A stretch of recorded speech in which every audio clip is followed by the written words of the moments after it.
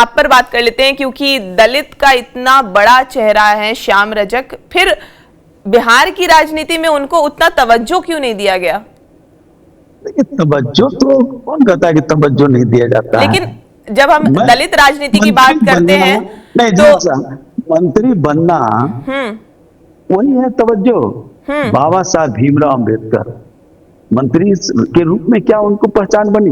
हम उनके चरणों के धूल भी नहीं है, मैं उनसे कोई उनका अपना तुलना नहीं कर रहा हूं, लेकिन बाबा साहब अंबेडकर क्या थे? मंत्री कुछ दिन तक रहे, लेकिन वो एक बड़ा नाम सिर्फ दलित का नहीं, पूरे समुदाय का, पूरे हिंदुस्तान का एक नाम रहा है।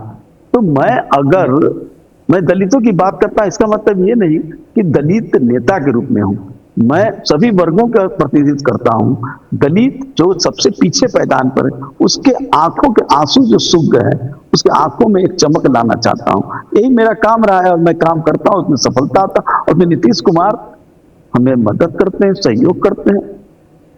आप बताइए, जो मांझी परिवार है, मुसहर परिवार सबसे दलित में सबसे पीछे है।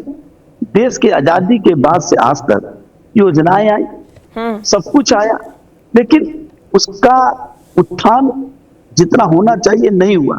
उसकी बात अगर करते हैं तो मैं दलित नेता हो जाता हूं।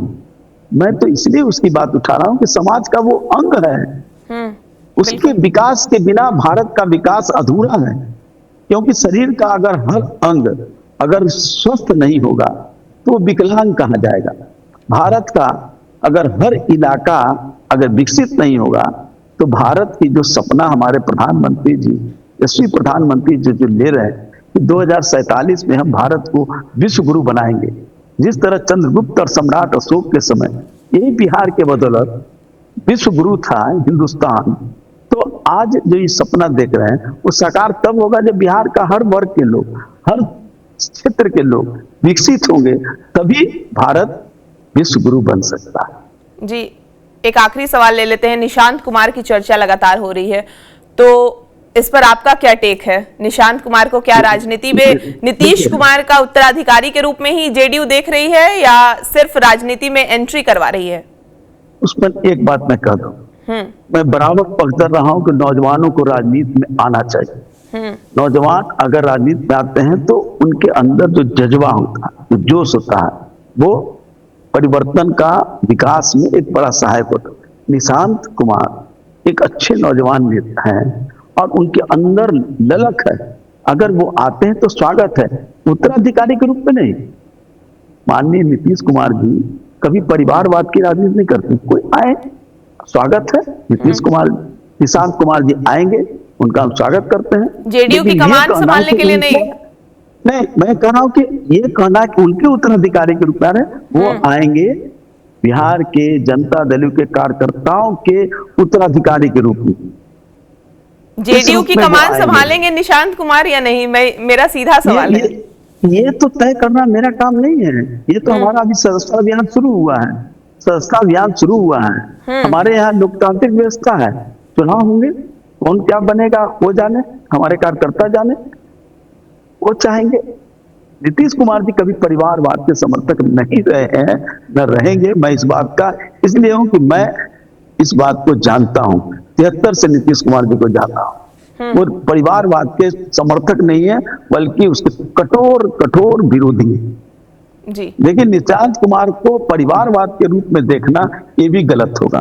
निशांत कुमार में राजनीतिक परिपक्वता है, कर्मठता है, नौजवानों के लिए ललक है, बिहार के लिए जज्बा है। ऐसे नौजवानों को राजनीति में आते हैं तो मेरे जैसा व्यक्ति उनका भरपूर स्वागत करने का काम करेगा।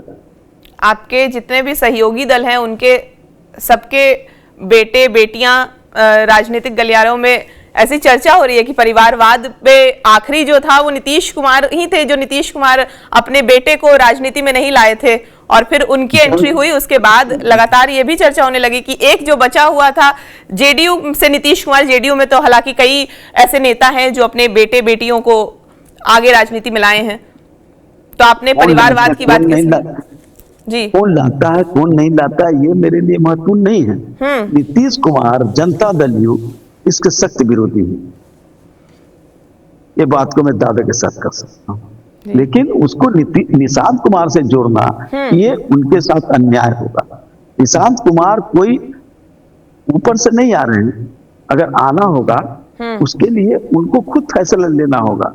और हम तो चाहेंगे कि ऐसे लोग आए, क्योंकि नौजवानों को राजनीति में आना चाहिए। लोकनायक जयप्रकाश जी अगर नहीं रहते, मान्यवर चंद्रशेखर जी नहीं रहते, तो मेरे जैसा एक व्यक्ति राजनीति में नहीं आता और आप हमारा इंटरव्यू नहीं लेते रहते।